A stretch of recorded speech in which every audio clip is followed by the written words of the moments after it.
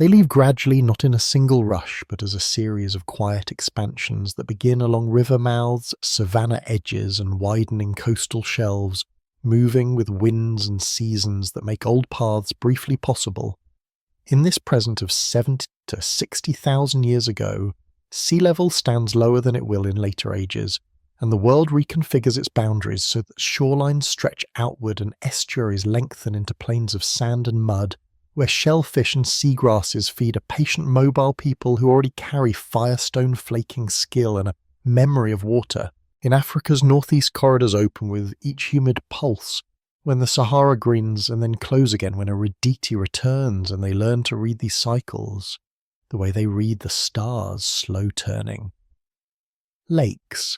Fill and retreat rivers braid and unbraid, and belts of rainfall drift north and south, with the monsoon setting a planetary tempo that favours small groups willing to journey, pause and journey again. Genetics in time will describe the imprint of these travellers. Lineages trace back to a subset of African diversity, suggesting that only part of a far larger population becomes the founders of later continents, not through catastrophe alone, but through the persistent narrowness of the gates, the Red Sea's straits, the Sinai's passes, the bottlenecks of climate and chance that let a few lines carry onward while many remain. Archaeology preserves their presence in understated ways. A scatter of blades and points along a wadi, the red stain of ochre on a grinding stone, a hearth's charcoal buried beneath shifting dunes. The record is patchy because people move lightly, revisiting places when grass grows back and water returns, leaving behind tools that fit in a palm and stories that live only in movement.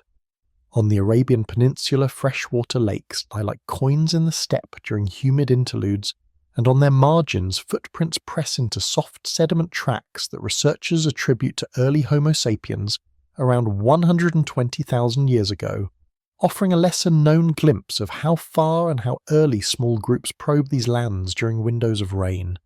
Whether those early ventures persist or fade remains uncertain, but they establish a rhythm of approach and retreat that later wanderers inherit. Along the Levantine corridor, evidence of modern humans appears even earlier, and then Neanderthals reoccupy the same caves, and then modern humans again, a slow recycle of presence shaped by climate's pendulum. This alternation will continue until a broader dispersal gathers momentum and reaches farther east, across the varied terrains of the monsoon world and into an island-studded ocean. They travel with the immediate logic of subsistence following river courses, where fish run seasonally scanning beach wrack for edible shells and crabs, gathering bulbs and tubers in floodplains, stalking antelope on grasslands made accessible by cooler, drier air. And they carry a repertoire of Middle Stone Age technologies whose common principles remain steady even as materials change, flakes struck from prepared cores, points retouched for hafting.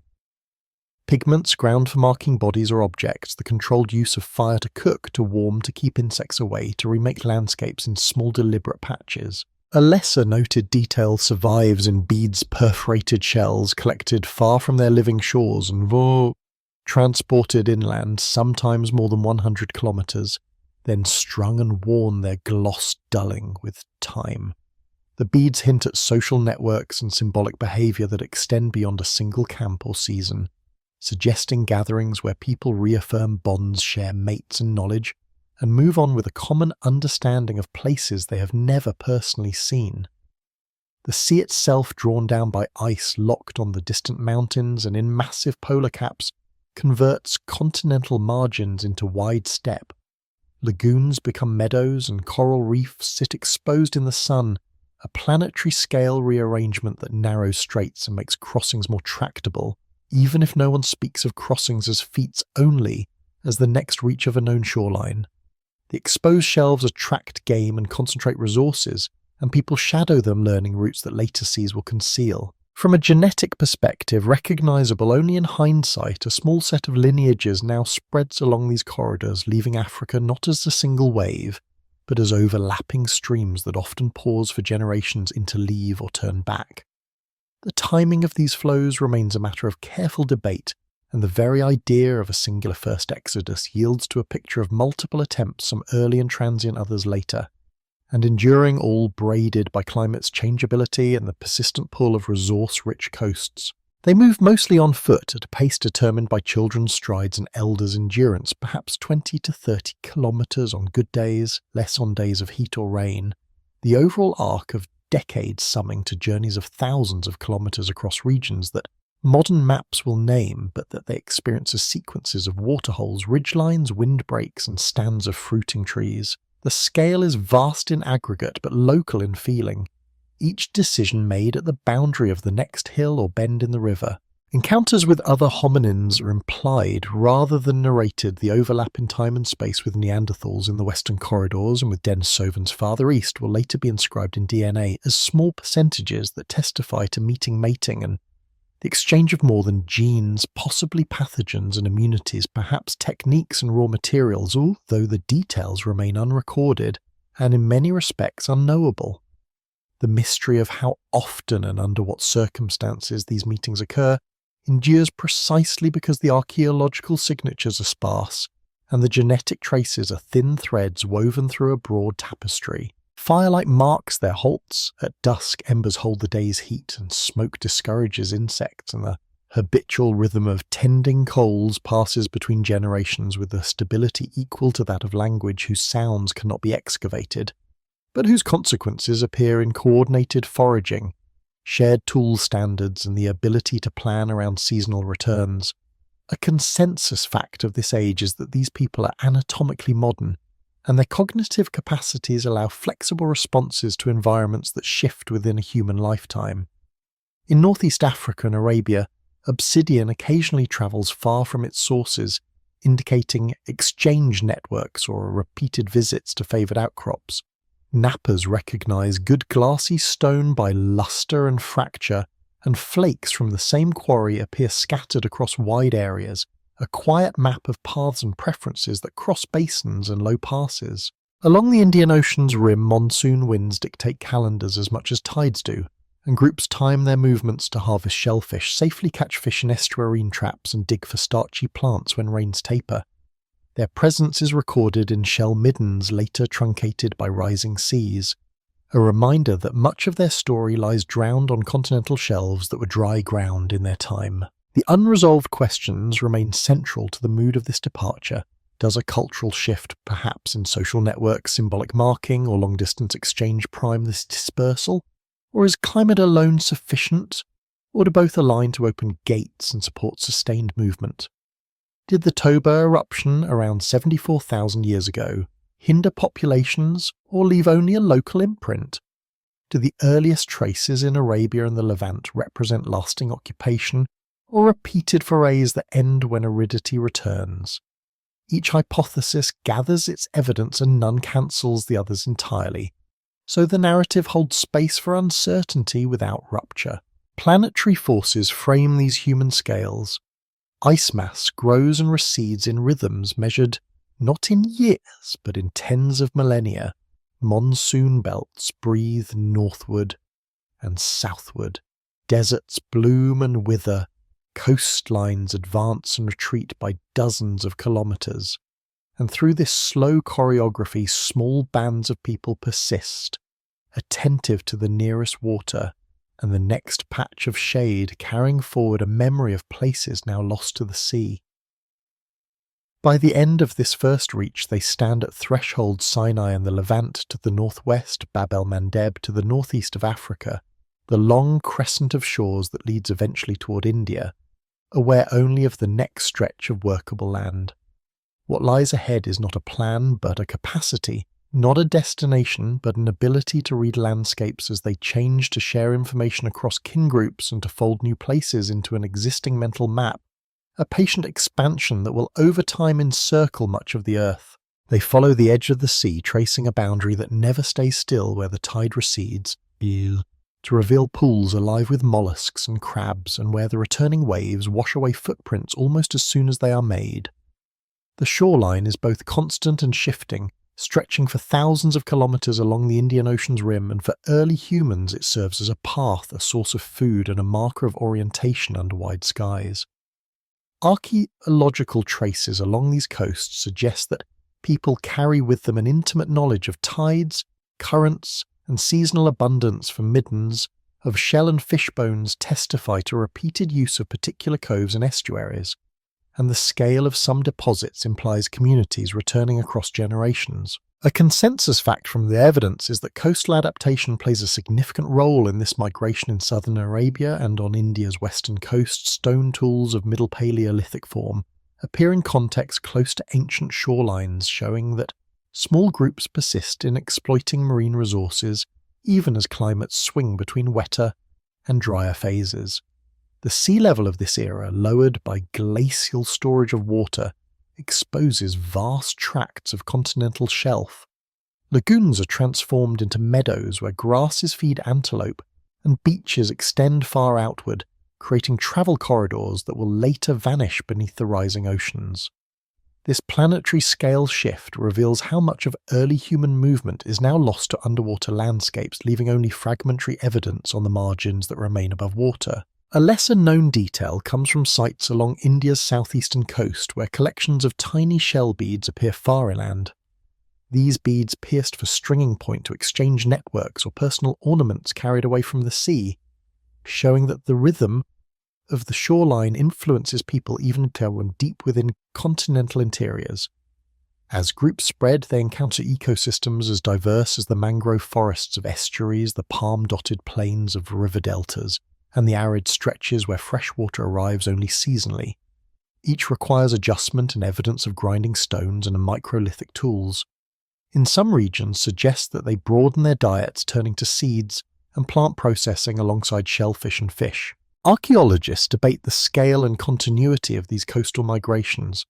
Some hold that the sea provides a reliable artery that humans follow steadily eastward, while others argue for pulses of movement interrupted by harsh climates that drive populations inland or diminish them entirely. The mystery remains unresolved because preservation favours inland caves and rock shelters, while much of the coastal record lies submerged. Still, the coastline offers clear advantages in predictability. Tidal cycles can be read in the moonfish, schools arrive seasonally, and migratory birds gather in estuaries, creating recurring resources that small groups can anticipate. The coastal corridor thus allows not only survival, but the potential for expansion, as groups who master its rhythms can range farther with less risk of famine. From a genetic perspective, the signatures of these expansions ripple outward, with lineages in South Asia and beyond showing deep links to the founding groups who first ventured from Africa. Yet within those signatures are traces of interaction with archaic populations, evidence that contact, mixture and adaptation are not exceptions, but recurring features of the journey.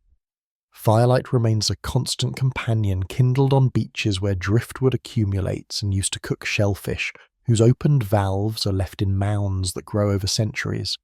The practice of fire use at the water's edge leaves little trace beyond ash stains and scattered charcoal, yet it marks continuity with older traditions carried from Africa's savannas. The planetary influence of monsoons shapes this passage. Rain sweep north and south, dictating when rivers swell and when coasts become treacherous, and groups learn to time their movements accordingly, aligning migrations with the favourable season. The scale of their journey lengthens now, for the distance along these coasts exceeds thousands of kilometres, greater than the span from one end of Europe to the other, yet travelled incrementally with pauses that last years, perhaps generations before a further reach of shore is explored. A recurring question still debated is whether these migrations represent deliberate expansion with knowledge of distant lands, or whether they are simply the outcome of families seeking new foraging grounds and gradually accumulating distance. The mystery lies in intention, which leaves no material trace, and scholars must infer from patterns of tool traditions and settlement whether planning extended beyond the horizon. Inland, contemporaneous populations continue to thrive, showing that the coastal route is not exclusive but one of many pathways. Yet its role in opening the eastern arc of migration is increasingly emphasized as new evidence accumulates. Along the western coast of India, microlithic industries appear earlier than once thought, suggesting innovation or local adaptation among groups who blend older coreflake traditions with finer tools suited for fishing and plant use. These technological shifts indicate that humans do not carry a static toolkit. but modify it as landscapes change, a hallmark of flexibility that underlies their eventual global spread. The shoreline also shapes social patterns for meeting places emerge, where rivers meet the sea, offering fertile ground for exchange ritual or aggregation. Though direct evidence of ritual is rare, ochre fragments and shell beads hint that symbolic practices travel with these groups, reinforcing identity as they disperse. The presence of distinctive shell ornaments across wide regions implies communication networks that span distances beyond the daily range of a single band, perhaps maintained by marriage ties or periodic gatherings, that serve to exchange not only goods but knowledge of safe routes, freshwater sources and favourable fishing grounds. In this way, the coastline becomes not just a physical path but a cultural corridor binding communities across distances greater than they can see. The scale of these expansions when reconstructed reveals how quickly humans could have reached Southeast Asia once a sustained coastal adaptation was established, for even modest annual advances of a few dozen kilometres accumulate into continental scale dispersal within a few centuries. Yet evidence suggests that pauses are long climates variable and progress uneven, emphasising that this story is not of a rapid wave, but of many smaller advances that over time knit together into a great migration. As sea levels shift, coastlines retract and expand alternately, erasing and exposing the places where people lived. What is visible today are fragments, but they are sufficient to show that the ocean's margin was central to this epoch of movement. By following these shorelines without end, early humans establish a pattern of exploration that carries them across South Asia into the forests and deltas of the east and toward the great island world beyond, setting the stage for crossings that will bring them to entirely new continents. As the migration unfolds across Western and Central Asia, humans begin to encounter others who are already established in these lands. Populations shaped by long residence in cold steppes, mountain valleys and forests. These are the Neanderthals in the west and Denisovans in the east lineages that share a deep ancestry with Homo sapiens, yet have adapted to environments in different ways. The record of these meetings lies partly in bones and tools and partly in the invisible archive of DNA for genetic studies show that modern populations outside Africa carry small percentages of Neanderthal ancestry, and in some regions Denisovan contributions as well, testifying to encounters that were intimate enough to leave descendants. Archaeological evidence of direct interaction is sparse, consisting mostly of overlapping occupations in caves and rock shelters, where layers of tools made by different hominins alternate, suggesting that groups move through the same landscapes at different times, sometimes perhaps in close succession. A consensus fact is that Neanderthals thrived in Europe and Western Asia for hundreds of thousands of years, skilled hunters who managed fire-crafted stone tools and survived harsh glacial climates, while Denisovans remain known largely from fragmentary fossils in Siberia and the genetic legacy they left in modern populations of Asia and Oceania. A lesser-known detail emerges from the Denisova cave in the Altai Mountains, where a single bone fragment belonged to a young female who was the child of a Neanderthal mother and a Denisovan father, proof that not only did these groups overlap geographically, but that interbreeding occurred directly, producing individuals who embodied the merging of distinct lineages.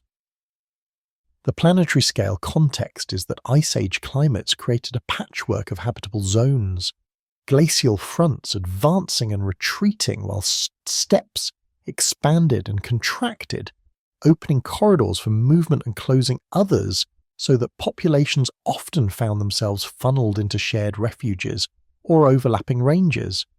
In such constrained environments, encounters were not only possible but likely. The unresolved mystery is the nature of these relationships. Were they rare and fleeting, marked by occasional exchanges of mates and genes? Or were there more sustained periods of contact that involved knowledge-sharing, tool exchange, or cooperation in hunting? The material record is silent, leaving open questions that genetics alone cannot fully resolve.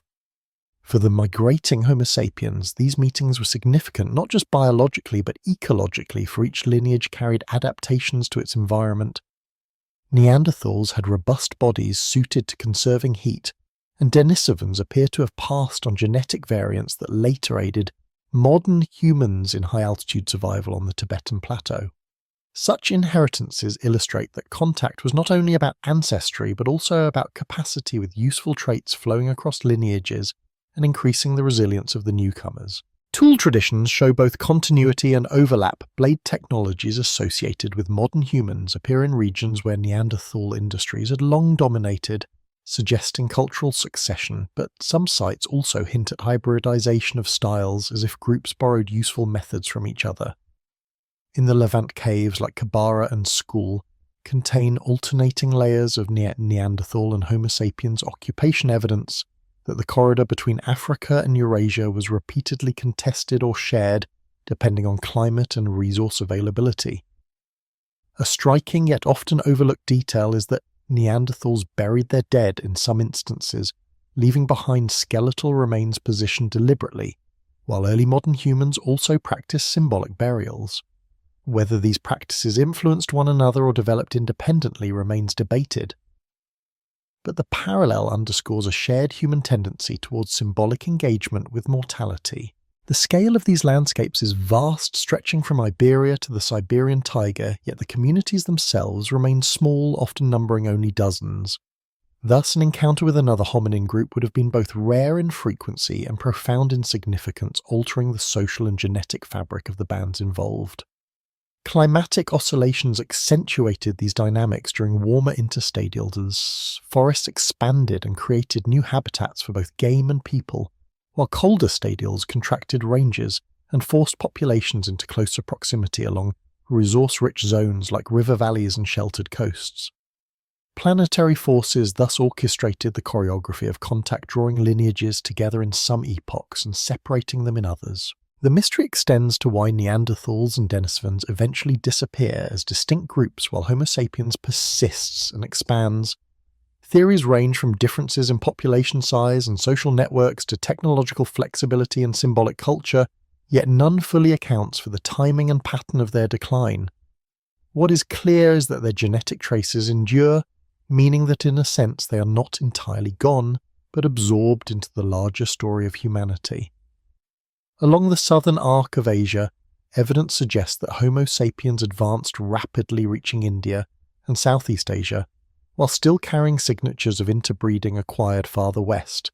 And in these new regions, the environmental challenges shifted from cold steppes to tropical forests and monsoon-driven coasts. The adaptability of modern humans proved decisive, but the contributions from archaic hominins may have been equally crucial in enabling survival in new habitats. Some of the most enduring debates in paleoanthropology centre on whether cultural or biological factors tip the balance and whether encounters were more often hostile, neutral, or cooperative. Without narratives or direct testimony, researchers are left to infer from stones, bones, and genes, which provide fragments but not the full picture. Yet even in fragments a coherent theme emerges. Humanity's expansion is not the story of a solitary species overwhelming all others, but of a network of interactions in which knowledge, adaptations, and even bloodlines were exchanged. The shoreline migrants who first followed tides and winds now enter continental interiors where rivers carve valleys and game herds stretch across plains, and in these zones the presence of other hominins cannot be ignored. Whether they are competitors for prey, partners in exchange, or temporary neighbours, they shape the course of the journey. The impression of meeting the others lingers in modern genomes, in skeletal remains that show hybrid ancestry, and in toolkits that blur distinctions between traditions, leaving scholars to debate whether the boundaries we draw between lineages today were as sharp in lived reality. The planetary backdrop continues to shift.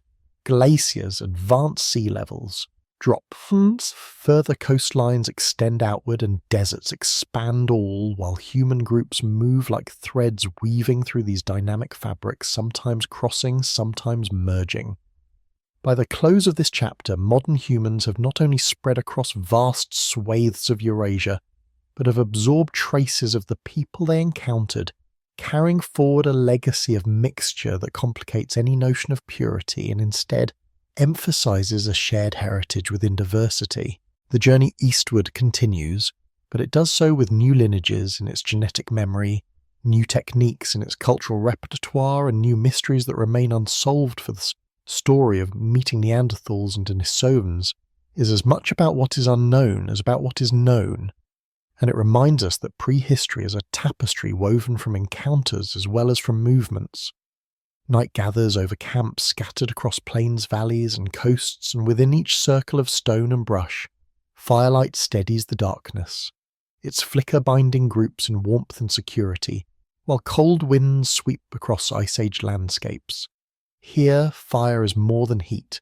It is continuity, a tool passed from hand to hand and generation to generation, sustaining life in climates that grow harsher as migrations expand northward and eastward. Archaeology provides firm evidence that mastery of fire is already ancient, stretching back hundreds of thousands of years, but in this era, its significance deepens as small groups carry embers across journeys, maintain hearths for months, and learn to kindle flames deliberately with stone and tinder.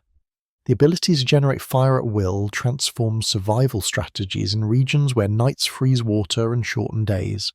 A consensus fact from this period is that symbolic expression alongside fire use begins to flourish in recognizable ways, with ochre fragments, engraved lines on bone, and pierced ornaments marking a shift toward abstraction and communication beyond immediate utility. These traces are found from southern Africa to Eurasia, showing that the spread of people also carries an expanding repertoire of symbolic practices. A lesser-known detail lies in burned hearths within caves such as Kesem in Israel, where repeated use of the same central fire over centuries layered ash in distinct strata, evidence that fire not only cooked food, but structured space with activity zones radiating outward from a persistent glow, organising social life as much as providing warmth. The planetary context is that glacial cycles govern much of the environment.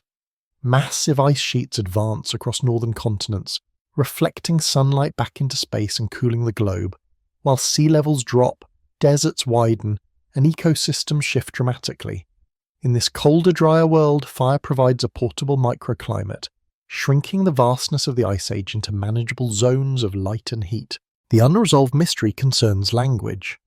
By this time, the anatomy of speech is present and symbolic behaviour implies complex communication, but direct evidence is absent. Did firelight gatherings foster the exchange of stories, planning and teaching in spoken words resembling those we know today? Or were early languages still fragmented, evolving and mutually unintelligible across bands? Scholars debate, but the absence of linguistic fossils means the question remains open, hovering like the smoke itself. Fire enables cooking, which alters nutrition fundamentally, by softening roots, detoxifying plants, and unlocking calories in meat, allowing smaller teeth and shorter guts traits already visible in anatomy. Around the fire, sharing food becomes a social contract, and cooperation is reinforced through meals that could not be prepared by one alone.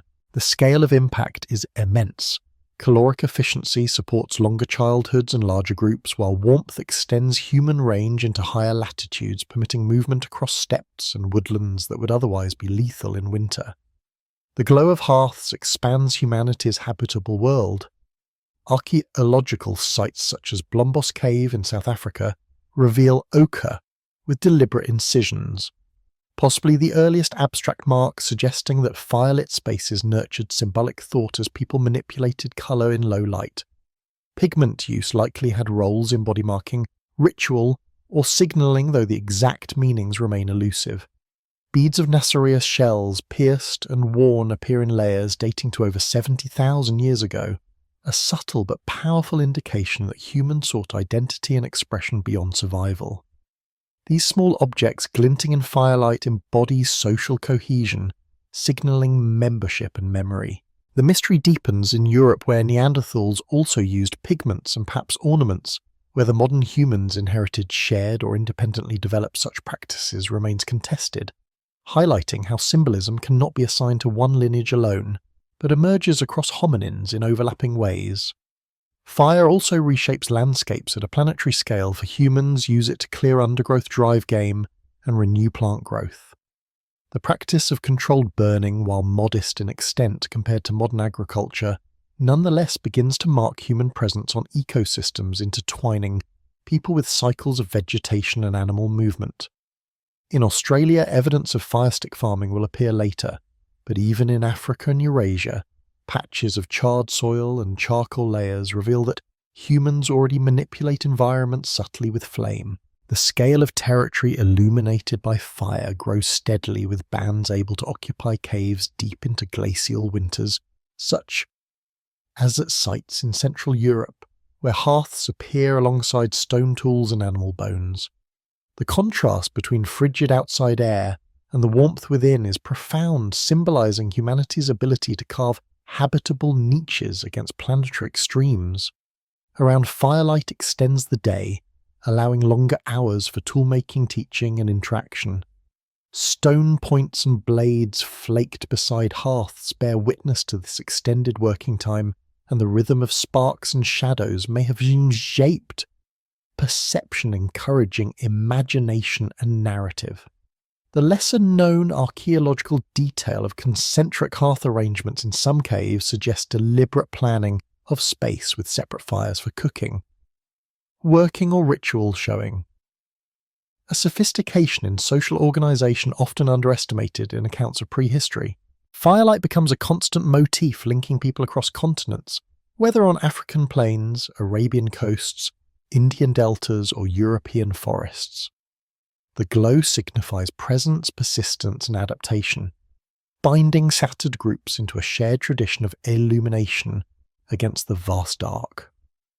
Genetic studies hint that fire use and symbolic capacity may have reinforced the survival of Homo sapiens relative to other hominins, though Neanderthals also mastered fire. Perhaps the distinction lay in scale, in the breadth of symbolic networks and cultural memory carried across greater distances, allowing human groups to adapt more flexibly when climates shifted. The planetary observation is clear.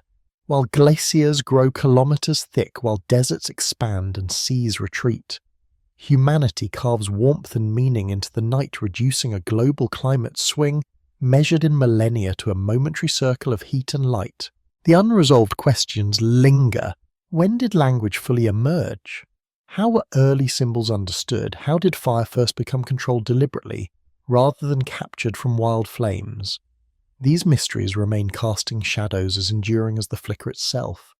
Yet in spite of what is unknown, what endures is the steady reliance on fire as both tool and companion shaping diets, social life and symbolic expression enabling expansions into environments that would otherwise have been impassable. By the close of this chapter, humanity has carried not only tools and ornaments across vast distances, but also the glow of firelight, ensuring that wherever they pause, night is transformed from a threat into a time of gathering reflection and continuity. They move into the subcontinent where the rhythms of the monsoon dominate life, bringing months of heavy rain, followed by dry intervals that parch the soil and transform rivers into braided channels of sand and water. Here in South Asia, early humans encounter a land of immense variety, from coastal mangroves and fertile deltas to thorn scrub plains and high plateaus, each offering resources but demanding adaptation. Archaeological evidence shows that Middle Paleolithic tool traditions persist in India across this period, with stone flakes and points scattered across river terraces and caves, indicating continuity even after the massive Toba volcanic eruption some 74,000 years ago. A consensus fact is that despite earlier theories of catastrophic population collapse, humans survived in South Asia through this event, their resilience marked by cultural persistence. A lesser-known detail lies in the Jwalapuram site of southern India, where stone tools appear both beneath and above the volcanic ash layer, suggesting that local populations endured the eruption and its climatic after-effects, adjusting to altered environments without interruption in occupation. The planetary context of this migration is that monsoon systems, driven by the seasonal heating of land and sea, create some of the most dramatic climatic oscillations on Earth, with rains feeding rivers like the Ganges, Indus and Godavari, while simultaneously dictating agricultural potential for future millennia. In this earlier age, those same reigns governed the availability of wild plants, game, and fish-setting calendars of movement and subsistence. The unresolved mystery concerns the precise role of the Toba eruption. While some argue it induced a decades-long volcanic winter that diminished populations globally, others suggest its effects were more regional and varied with resilient ecosystems allowing survival. The debate continues, and the endurance of tools across the ash hints at complexity rather than uniform devastation. For groups traversing South Asia, adaptation required flexibility in coastal zones. They harvested shellfish and fish, leaving behind middens. Inland, they hunted antelope, deer, and wild cattle, their bones mingled with some stone tools. In forests, they gathered fruits, nuts, and tubers, supplementing diets with what monsoon rains allowed to flourish. Fire remained central, used to cook starchy roots that would otherwise be toxic, to clear undergrowth in patches and to warm shelters during damp monsoon nights. Symbolic behaviour also travelled with them, seen in ochre fragments and ornaments at sites farther west that likely reflect similar practices carried eastward. Though direct finds in South Asia are sparse, the global pattern suggests that people in these lands participated in the same growing repertoire of symbolic culture. The scale of their movement becomes clearer when mapped from the Arabian Peninsula through the coastal corridors of India. Bands journey hundreds of kilometres, sometimes following rivers deep inland, sometimes returning to shores, a cumulative spread that covers territory greater than modern nations. Genetic evidence supports the idea that South Asia became a central crossroads with lineages diverging here that would later populate Southeast Asia, Oceania and beyond. Thus, the subcontinent stands as both a destination and a gateway in the wider dispersal of humanity. A lesser-noted archaeological detail emerges from faunal remains in sites like Bhimbetka, rock shelters, where evidence of repeated occupation suggests that humans not only passed through, but settled in advantageous zones, returning over generations to places where rock water and vegetation combined favourably. These shelters also preserve early rock art, though much of it belongs to later Holocene occupations. Still, their long history of use underscores the enduring appeal of such landscapes. The monsoon world also imposed dangers: flooding during peak rains, diseases carried by insects, and scarcity during drought years. Survival required knowledge of seasonal cycles and careful timing of movements.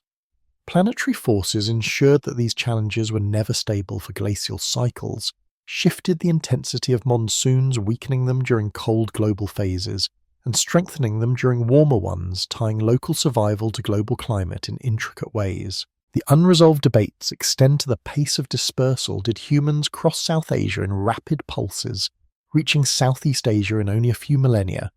Or did they linger for tens of thousands of years, establishing dense populations before moving on?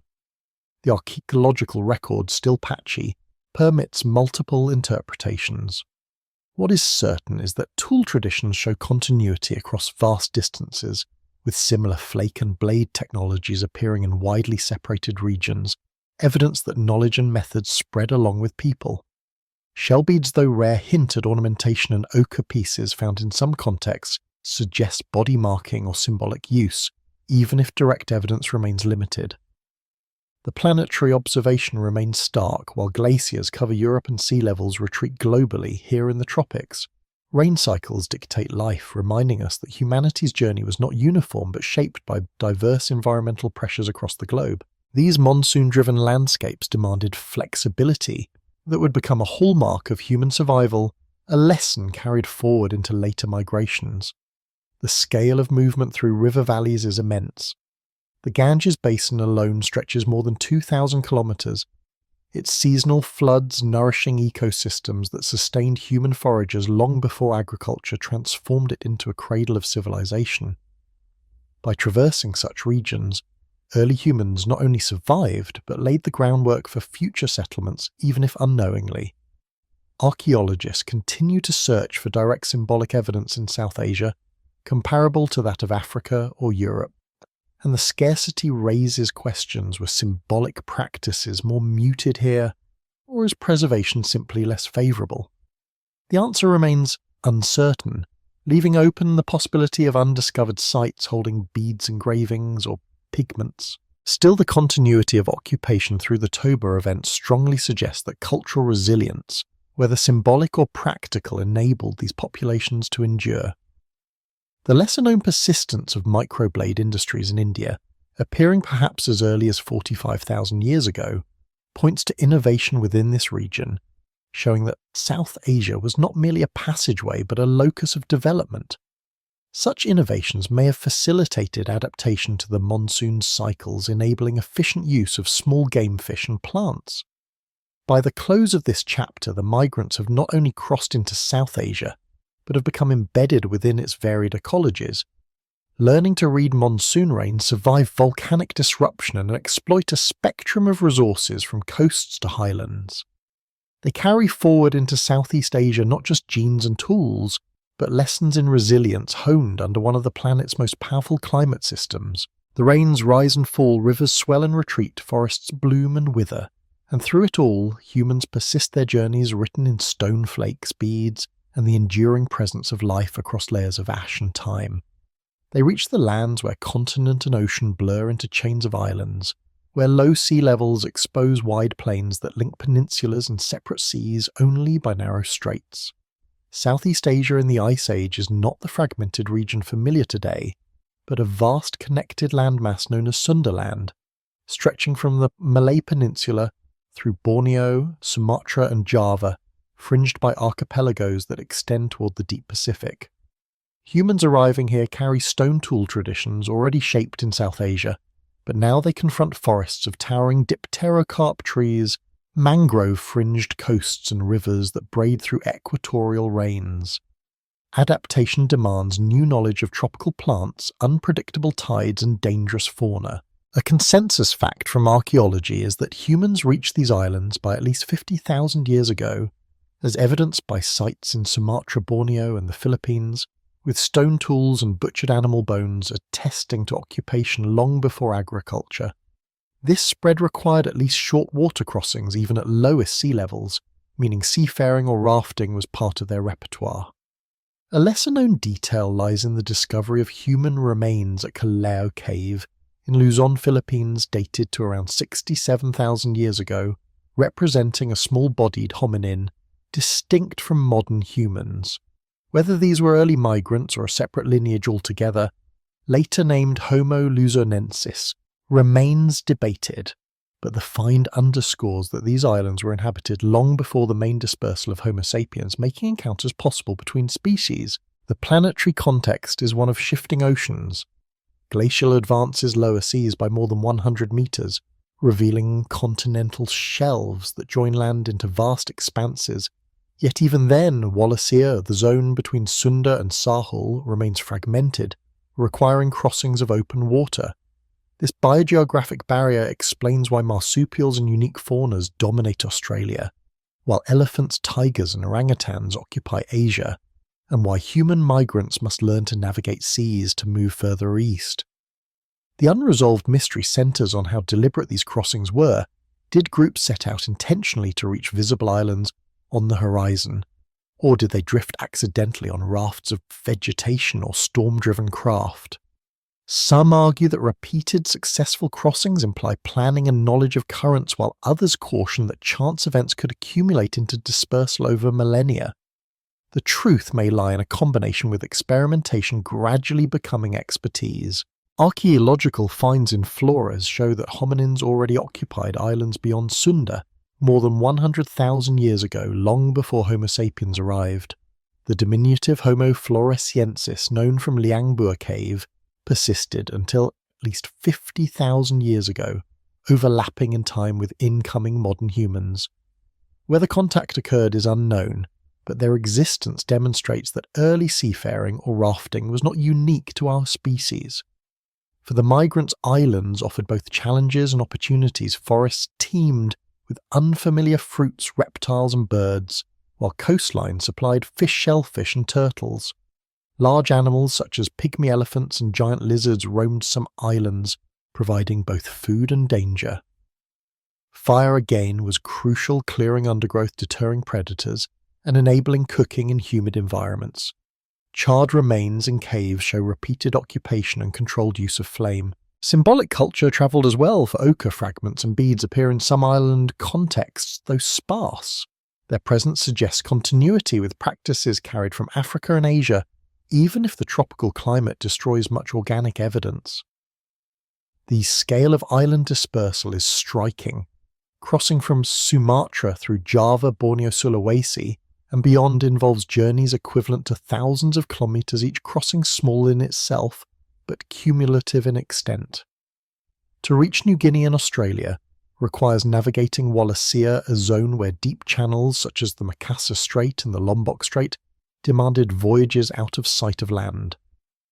Planetary-scale processes govern this geography.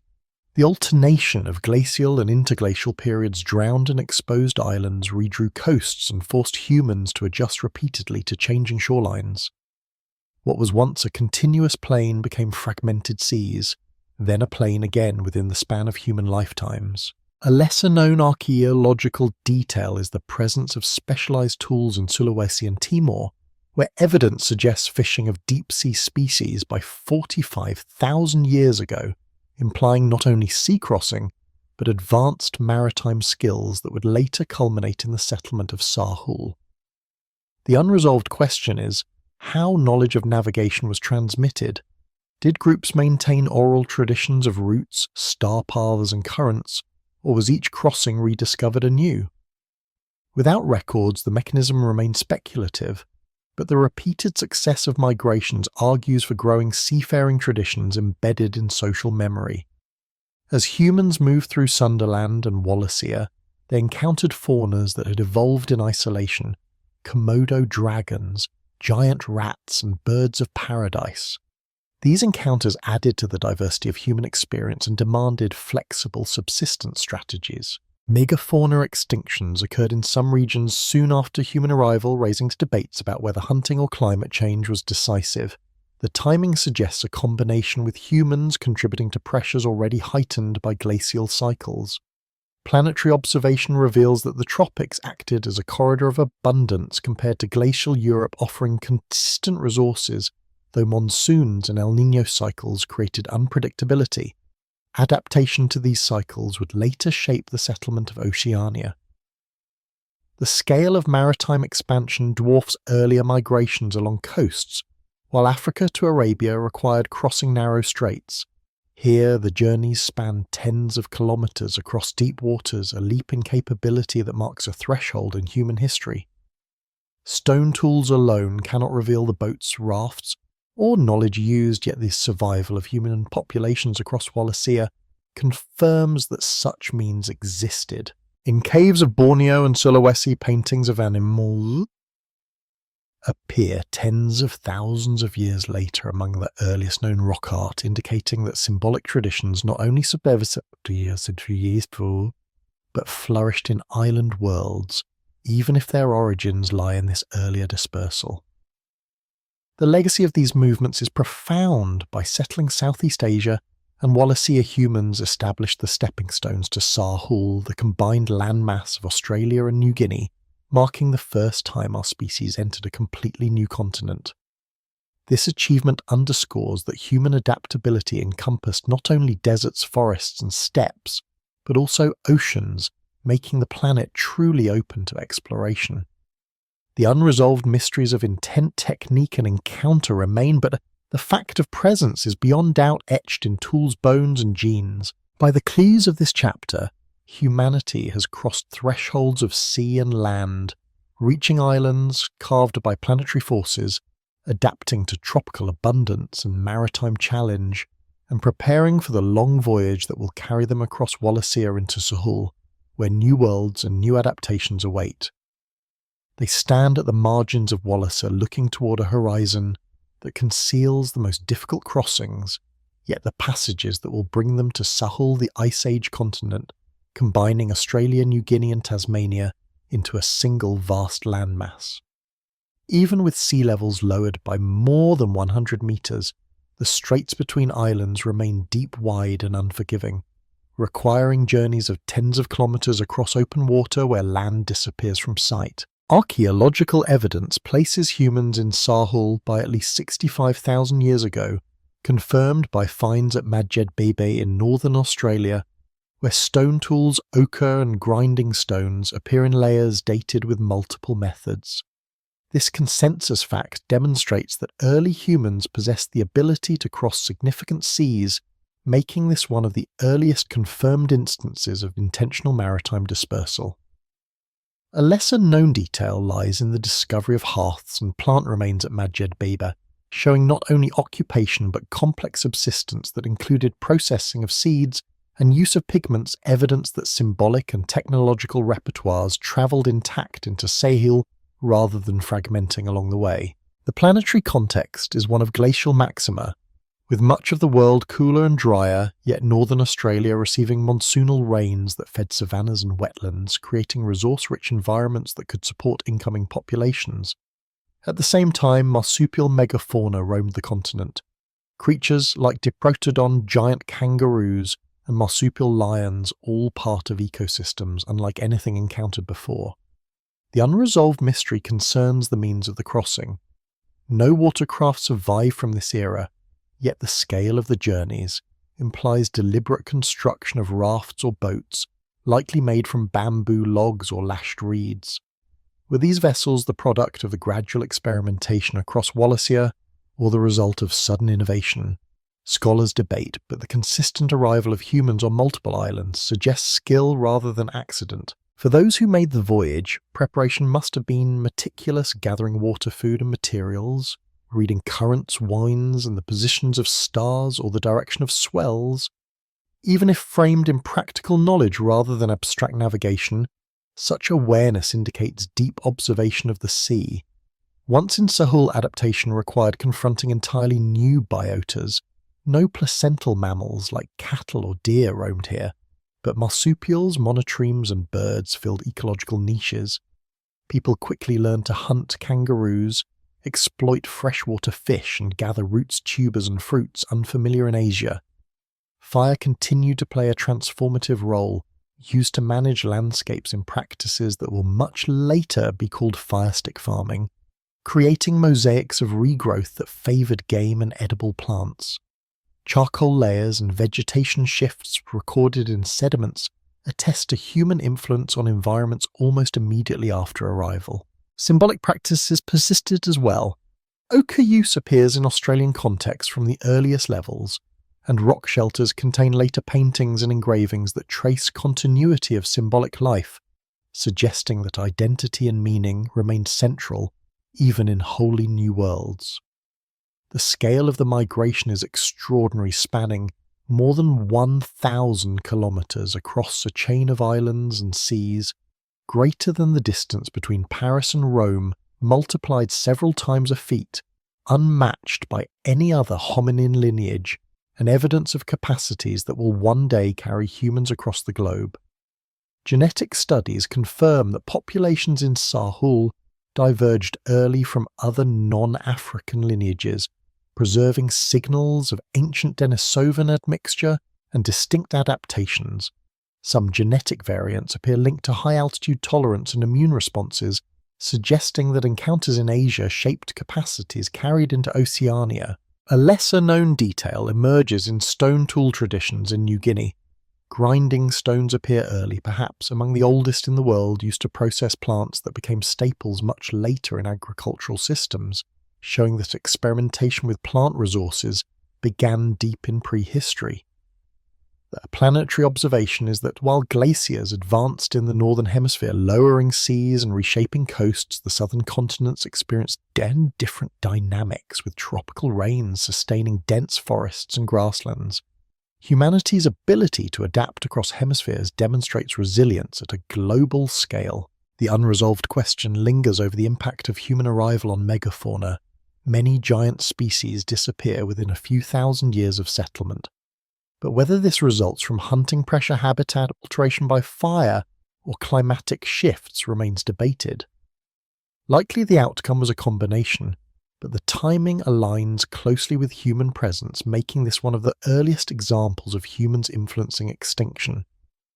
Crossing to Sahul also meant social transformation groups that undertook such journeys likely carried myths, rituals, and shared practices that bound them together, for the challenges of seafaring and settling unfamiliar land required cooperation beyond the scale of daily foraging. Archaeologists infer from continuity of tool types and symbolic practices that these migrants maintained networks of communication across islands, suggesting that knowledge was transmitted with remarkable fidelity even as landscapes changed. Planetary currents and winds set the conditions. The monsoon and trade winds alternated in patterns that, once understood, allowed two-way crossings. The very fact that humans spread across multiple islands in Wallacea implies return journeys and ongoing exchange rather than one-way dispersals. The scale of memory embedded in these journeys is immense, for to cross waters out of sight of a land demands confidence that something lies beyond confidence, preserved through stories or ancestral guidance. Though unverifiable, such traditions may have been central to sustaining exploration. In Sahul itself, people spread rapidly, reaching Tasmania before rising seas later cut it off, and adapting to environments as diverse as tropical coasts, arid interiors, and temperate forests. Archaeological sites show occupation across these varied ecologies by at least 40,000 years ago, testimony to the speed and breadth of dispersal. A lesser-noted discovery in northern Australia involves ground-edge stone axes, among the earliest in the world, appearing tens of thousands of years before similar technologies elsewhere, indicating innovation within Sahul rather than simple continuity. This technological diversity reinforces that migration was not only about carrying traditions, but also about generating new solutions in new lands. The mystery of seafaring persists, but what cannot be denied is the achievement humans became a maritime species long before recorded history, and the crossing to Sahul stands as evidence of that transformation. By the end of this chapter, humanity has accomplished its first great oceanic expansion, entering continents never touched by earlier hominins, shaping landscapes with fire coexisting with and perhaps diminishing megafauna, and carrying symbolic practices into caves and shelters that will echo with art for tens of millennia. The voyage across Wallacea to Sahul marks not just movement but metamorphosis, a step into worlds that required ingenuity, cooperation and memory, establishing a tradition of seafaring and settlement that will one day carry humans to every edge of the earth. Scattered across continents and islands, humans begin to leave behind more than the practical traces of subsistence. Stone and bone now bear marks that reach beyond immediate utility, echoing symbolic lives that knit communities together.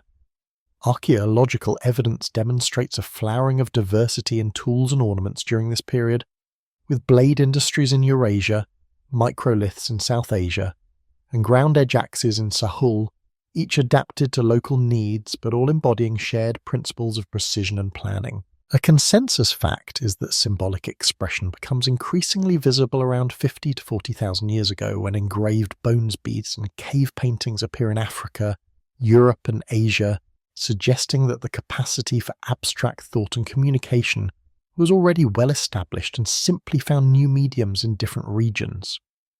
A lesser-known detail emerges in the discovery of pierced animal teeth and shells transported far inland, sometimes more than 100 kilometers from the sea. These ornaments indicate not only symbolic behavior, but wide-ranging exchange networks that carried objects across landscapes, connecting groups who may have rarely met face-to-face. The planetary context frames these expressions within the shifting Ice Age world. Glaciers expand and contract, forests retreat and regrow. Sea levels rise and fall, yet through these upheavals, humans create continuity by inscribing meaning onto durable materials, leaving echoes of their presence even when camps vanish. The unresolved mystery concerns the origin and spread of symbolic traditions. Did they arise independently in multiple regions, converging through shared cognitive capacity? Or were they carried outward from Africa as part of the initial dispersal, diversifying as groups became isolated? The evidence remains ambiguous, with parallel inventions possible and likely. Cave art, one of the most striking manifestations, appears in multiple regions at overlapping times. Hand stencils in Sulawesi dated to nearly 40,000 years ago, lions and horses painted in European caves such as Chauvet, and geometric engravings in African sites like Apollo 11 all different in style yet united in abstraction and intent. These works transform stone shelters into archives of thought, enduring long after their makers projecting images into deep time. Beads, pigments, and engraved lines carry subtler messages, but equally profound significance, marking identities, affiliations, or shared beliefs. They function as social glue in mobile groups, reminding individuals of bonds that extend beyond immediate kin. The scale of distribution is immense. Similar bead types appear thousands of kilometers apart, and ochre use spans continents, suggesting either contact or parallel cultural convergence. Fire remains central in these contexts, for pigments are ground and applied under flickering lighting, gravings are made by firelit gatherings, and the glow of hearths frames storytelling that cannot be excavated but is inferred from the artifacts left behind. A lesser noted example comes from the Czech Republic, where a carved ivory figure known as the Venus of Dolní Věstonice was found in a settlement over 25,000 years old, its deliberate shaping of form pointing to symbolic concerns about fertility, identity, or ritual. While such figures are rare, they show that people were willing to dedicate time and skill to objects beyond survival. Planetary scale forces influenced the spread of these practices during colder phases. Populations clustered in refuges where interaction intensified, likely reinforcing symbolic traditions, while warmer intervals allowed dispersal that carried symbols outward. This ebb and flow may explain why certain motifs appear across broad regions. The unresolved question of meaning lingers. Were painted animals, expressions of myth, hunting magic, teaching tools, or simply creative acts?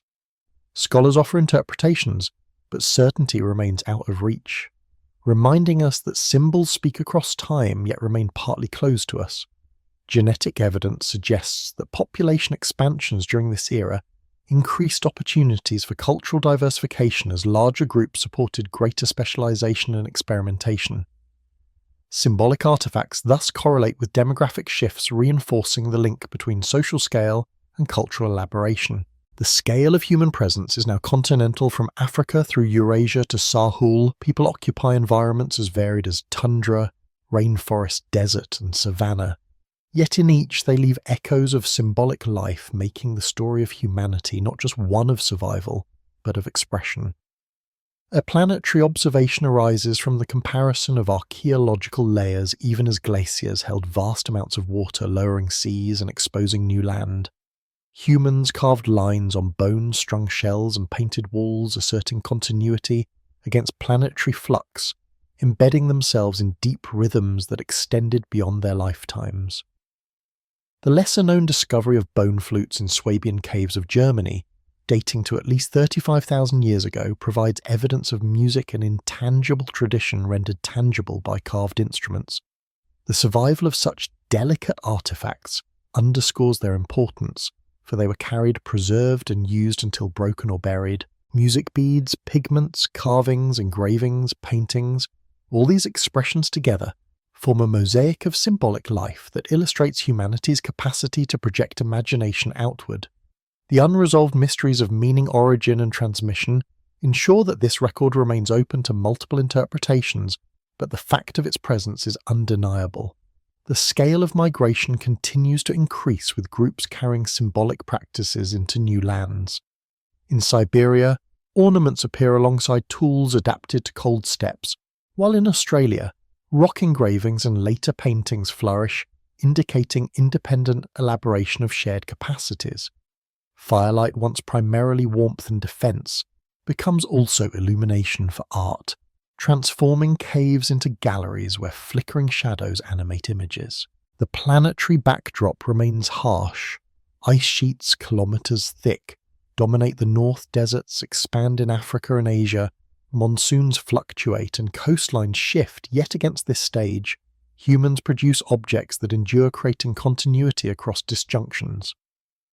By the close of this chapter, humanity is not only dispersed but diversified, leaving behind a record in stone, bone, and pigment that reveals cultural complexity, symbolic expression, and the weaving of memory into matter. These echoes in stone and bone are fragile yet enduring, carrying forward the intangible presence of lives lived tens of millennia ago. And they remind us that prehistory is not silent but filled with voices expressed through art and artifacts still resonant across the gulf of time. There are times when the Sahara is not desert but grassland, when rivers braid across what is now sand and dust feeding lakes that spread across basins and attract life in abundance. These green phases, driven by shifts in Earth's orbit that alter monsoon patterns, transform one of the harshest landscapes on the planet into a corridor of migration. Archaeological evidence shows that during humid intervals, human groups moved deep into the Sahara, leaving behind stone tools, fish bones and hearths along the shores of lakes that no longer exist. A consensus fact is that the Sahara oscillated between desert and savanna multiple times in the last several 100,000 years, acting alternately as barrier and bridge.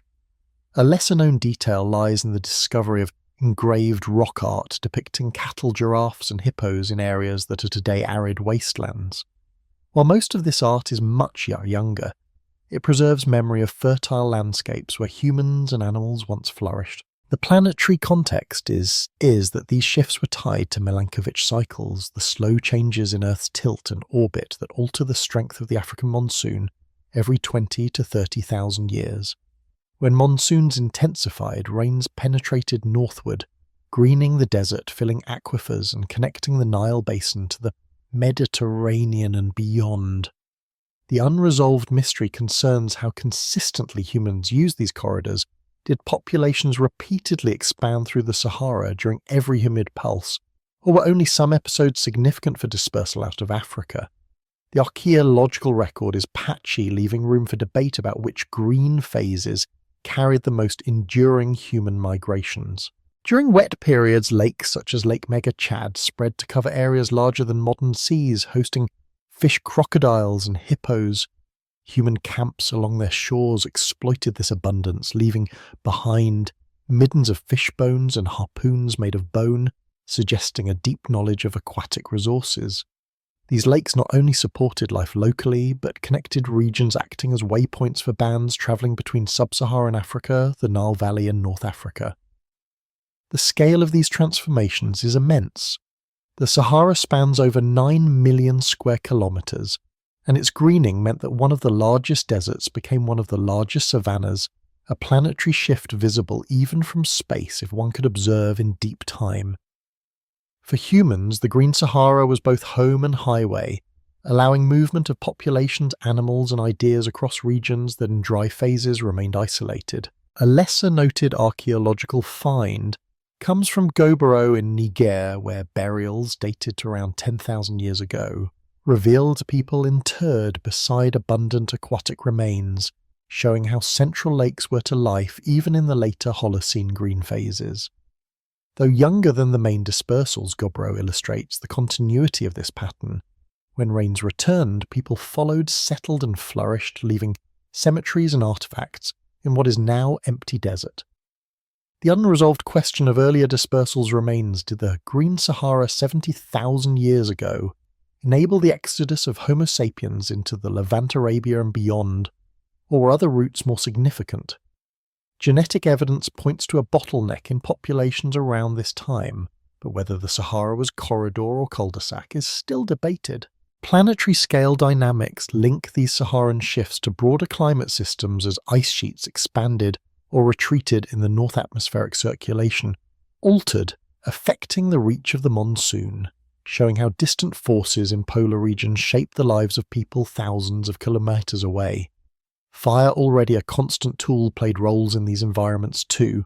Charred remains suggest humans burned grass to drive game or manage vegetation, embedding themselves in the ecological rhythms of the savanna. Symbolic practices also appear, though direct evidence is sparse. Ochre fragments found in some Saharan sites hint at continuity with traditions carried from elsewhere, suggesting that a symbolic culture accompanied these migrations. The scale of animal movements was equally vast, with herds of antelope, gazelle and giraffe migrating across open plains, providing hunting opportunities that sustained human bands. The presence of large aquatic fauna in the fossil record confirms that rivers and lakes teemed with life. A lesser-known insight from paleoenvironmental studies is that even aquifers beneath today's desert hold fossil water from these humid phases, silent reservoirs that testify to the once green landscape. For humans, these shifts demanded flexibility when the desert-dried groups retreated to refuges along the Nile, the Mediterranean coast or sub-Saharan regions. When rains returned, they ventured outward again, reoccupying old sites and rediscovering ancient lakes. The unresolved mystery of cultural transmission lingers. Did ideas, symbols, and technologies move as people traversed the Sahara, linking Africa to Eurasia, or were exchanges minimal, with most traditions developing separately after dispersals? Evidence of shared tool types hints at connections, but the gaps are wide. Planetary observation emphasizes the fragility of human presence. Entire cultural landscapes thrived for millennia, only to vanish under advancing dunes, leaving the only stone and bone to mark them. The cycle repeated over and over, erasing and renewing possibilities. Genetic studies suggest that North African populations contributed to later Mediterranean and Near Eastern lineages, indicating that at least some of these green phases facilitated movement outward, blending genes and cultures across continents. Rock shelters on the desert's margins preserve engravings of animals long extinct from the region, reminding us that memory of abundance persisted even as aridity reclaimed the land. The scale of journeys undertaken across the Sahara during humid times was enormous, rivaling transcontinental migrations elsewhere, yet undertaken by small groups with stone tools, fire, and shared knowledge of water and food. By the close of this chapter, the Sahara stands revealed not as an eternal desert, but as a land of cycles, opening and closing gates of migration in rhythm with Earth's orbit, guiding human dispersal in ways subtle yet decisive. For early humans, the green Sahara's secret rivers and lakes were lifelines, temporary gifts of a restless planet, pathways that link continents and shape the course of our species. Cold deepens as the last glacial maximum approaches, drawing ice sheets across northern continents, lowering sea levels to their furthest extent and reshaping ecosystems on a planetary scale. In this frozen world, humans survive in scattered refuges, small pockets of relative abundance where they endure winters that last for generations. Archaeological evidence across Europe and Asia reveals caves and rock shelters filled with hearths, some tools and animal bones, testimony to persistence in the face of extreme cold. A consensus fact is that around 20 to 25,000 years ago, the last glacial maximum forced human populations into refugia southern Europe, the Levant parts of Central Asia and regions of Southeast Asia where climates were less severe and resources sufficient to sustain communities until warming returned. A lesser-known detail lies in the evidence from Italy and Iberia, where cave sites show continuity of symbolic practices even in harsh times. Perforated shells, pigments and carvings continue to appear, suggesting that cultural expression was not abandoned even under duress. The planetary context is that glaciers more than 3 kilometers thick covered much of North America and northern Europe, while deserts expanded in Africa and Asia as global circulation shifted, creating belts of aridity that constrain migration routes. The unresolved mystery concerns population sizes. Genetic data suggests that humanity experienced bottlenecks, shrinking to small effective populations, but precisely how many people survived in each region remains uncertain. Estimates vary widely, leaving open questions about the scale of vulnerability and resilience. In refuges, subsistence strategies adapted to local conditions in European caves, such as those in France and Spain, remains of reindeer, bison, and horses dominate, indicating seasonal hunting of migratory herds. In Central Asia, mammoth bones testify to successful pursuit of large game. In coastal refuges, shell middens suggest reliance on marine resources that remained relatively stable despite cold. Fire again played a central role, allowing survival in environments where temperatures could kill within hours without heat.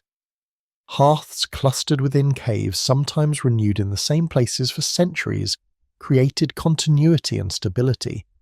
Layers of ash and charcoal formed stratigraphic markers that archaeologists now use to track occupation. The scale of cold at this time is difficult to imagine average global temperatures several degrees lower than today, but local conditions in glacial zones much colder still, with storms carrying dust across continents and tundra, stretching where forests had once been.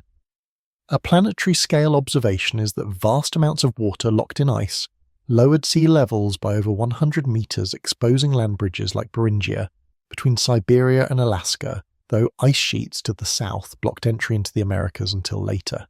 These changes rearranged continents, creating opportunities and barriers that shaped human dispersal. Symbolic life persisted in remarkable ways.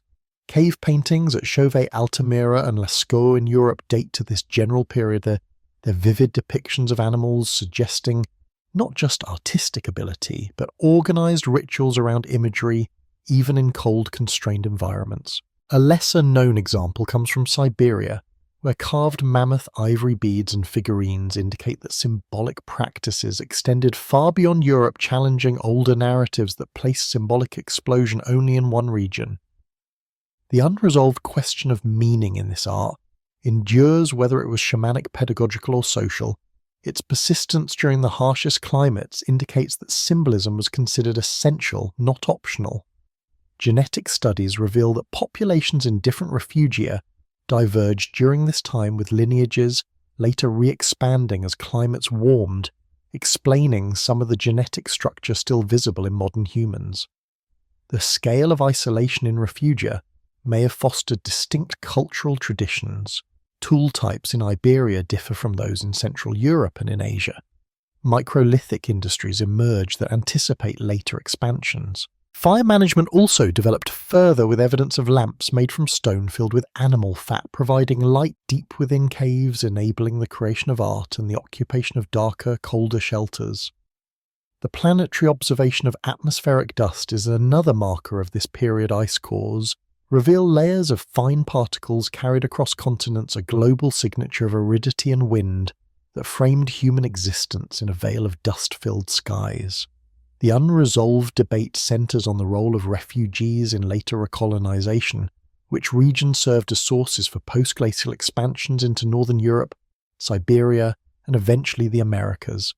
While genetic and archaeological evidence provides outlines, the full map of survival and resurgence remains incomplete. A lesser-noted fact is that some refugees were surprisingly rich coastal zones in the Levant provided fish, shellfish and migratory birds, buffering populations against glacial extremes, while pockets of temperate vegetation in the Caucasus supported deer and boar, offering stability absent elsewhere.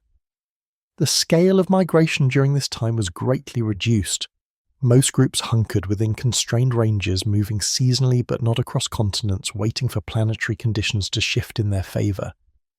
Yet even in constraint, innovation flourished. Sewing needles from Siberia made of bone with drilled eyes represent some of the earliest evidence of tailored clothing, a critical adaptation to cold that allowed people to move and hunt efficiently. Such clothing, along with shelters of bone and hide, extended human capacity to live in tundra zones, expanding habitable areas despite the global chill. The planetary system itself oscillated within the last glacial maximum, with smaller pulses of warming and cooling, and humans responded flexibly, advancing or retreating as conditions allowed, showing an attentiveness to climate that became second nature. Symbolic artifacts also illustrate continuity of identity. Beads, pendants and carvings found in burials suggest that even in small, stressed populations, individuals were honoured and social bonds reinforced through ritual. The unresolved question remains whether small refugial groups communicated with one another or remained isolated until climates improved. The archaeological record rarely provides direct evidence of contact across long distances, though similarities in tool types hint at occasional exchange. By the end of this period, humans had survived one of the harshest episodes of planetary climate, enduring in refugees sustained by fire, clothing, symbolic cohesion, and knowledge of seasonal cycles. As ice sheets began to retreat after 20,000 years ago, these populations expanded outward once again, recolonizing lands scoured by glaciers and deserts, carrying with them the cultural repertoires refined in isolation. The lesson of this time is resilient survival, not through abundance, but through adaptation, ingenuity, and persistence in the face of planetary extremes. In scattered shelters beneath the weight of ice and dust, humanity endured, leaving behind traces of firelight beads and painted walls that speak of continuity, even when the world outside was frozen and silent. When the ice begins to retreat, new corridors open across the northern continents, and one of the most consequential pathways leads into the Americas, a landmass untouched by humans until the late Ice Age. Archaeological and genetic evidence converge on the conclusion that humans entered North America by at least 15 to 16,000 years ago, though some contested sites suggest earlier possibilities. A consensus fact is that the ancestors of indigenous peoples came from Siberia, crossing the Beringian land bridge that connected Asia and Alaska when sea levels were low. This land bridge was not a narrow isthmus, but a vast plain hundreds of kilometers wide, rich in grasses, shrubs, and large game. It served as both habitat and highway, sustaining populations for millennia. A lesser-known detail emerges in the discovery of ancient campsites on now-submerged shelves, inferred from the distribution of stone tools and animal bones at the margins of Beringia, suggesting that people did not simply cross quickly, but may have lived in this expansive region for thousands of years before moving further south. The planetary context is the deglaciation of the last glacial maximum. As ice sheets over North America melted, they opened potential corridors for migration, but also created immense barriers with ice walls kilometers high, blocking easy passage into the continent's interior. The unresolved mystery concerns the exact route of entry. Was it through an inland ice-free corridor between the Laurentide and Cordilleran ice sheets, or was it along the Pacific coast by boat or foot exploiting marine resources? The timing of corridor openings and the archaeological record fuel ongoing debate, with increasing evidence supporting a coastal route available earlier than the inland passage. Once in the Americas, humans spread with remarkable speed, reaching South America within a few millennia, a scale of dispersal greater than almost any prior migration. Sites such as Monteverde in Chile, dated to around 14,500 years ago, provide consensus evidence of early presence far south, with wooden structures, tools, and plant remains preserved in boggy soils. A lesser-noted discovery comes from Paisley Caves in Oregon, where coprolites, fossilized human feces dated to over 14,000 years ago, provide direct evidence of human presence and diet, including plants and small animals. The planetary observation is that as glaciers melted, sea levels rose, drowning coastal sites that may have held some of the earliest settlements. Much of the evidence for coastal migration lies submerged, making the story incomplete and leaving gaps that may never be fully resolved. Yet what is known is that human groups rapidly adapted to diverse American environments, mammoth and mastodon hunting on northern plains, fishing and gathering along coasts, foraging in forests, and eventually moving into high Andean valleys. Symbolic life travelled with them. At sites such as Galt in Texas and Pedra Ferrada in Brazil, carved stones and pigments suggest that symbolic expression accompanied subsistence as it had in other migrations. The unresolved question of timing persists. Some researchers argue for earlier occupations as far back as 20,000 years ago, citing stone artifacts in Brazil and Mexico, while others remain cautious, pointing to uncertainties in dating and context. The consensus remains anchored on the window of 16 to 14,000 years ago for widespread entry, but mysteries endure, reminding us of the fragmentary nature of evidence. The scale of this migration is vast, from Siberia to Patagonia, spans more than 15,000 kilometers, greater than the journey from Africa to Europe and back, yet achieved within a few thousand years. Genetic evidence shows that the populations who entered the Americas derived from a small founder group, creating a bottleneck that explains the relative homogeneity of early lineages across the continents. This small founding population carried with it cultural repertoires sufficient to thrive in tundra, desert, rainforest, and mountain, adapting swiftly to new challenges. A lesser-known genetic detail is the discovery of traces of Denisovan ancestry within indigenous American populations inherited from ancestors long before the crossing, showing how deep encounters in Asia continue to echo even in the New World. Planetary scale climate dynamics shaped this process as ice sheets retreated, meltwater pulses flooded oceans, raising sea levels rapidly and severing Beringia.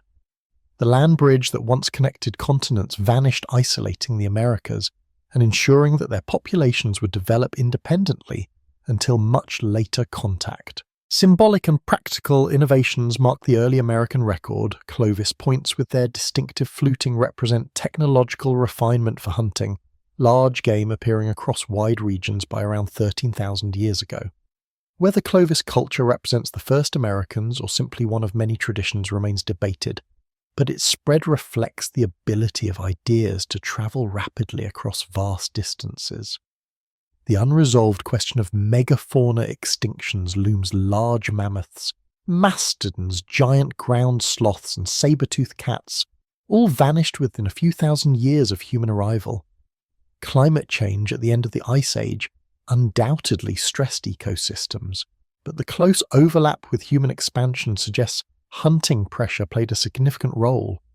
The scale of these extinctions is planetary, reshaping ecosystems across two continents and highlighting the transformative power of human presence. A lesser noted site in Bluefish Caves, Yukon, contains bones with cut marks dated to around 24,000 years ago, suggesting human presence earlier than the main dispersal. If confirmed, this would extend the timeline significantly, though the evidence remains contested, illustrating how a single site can shift interpretations. Fire once again appears as a key adaptation. Charcoal layers across American sites indicate deliberate burning, used to clear land, manage vegetation, and drive game practices continuous with traditions carried from other continents. Symbolic artifacts, though fewer than in Europe, nonetheless appear decorated. Bones ochre use, and carved stones attest to continuity of symbolic life. The planetary observation of rising seas underscores the fragility of the record. Coastlines that once hosted migrants lie submerged, silencing many of the earliest chapters of the American story. Yet what remains is enough to show the scale of achievement. Within a few thousand years, humans had occupied nearly every ecological zone, from Arctic tundra to Amazon rainforest, from desert to mountain.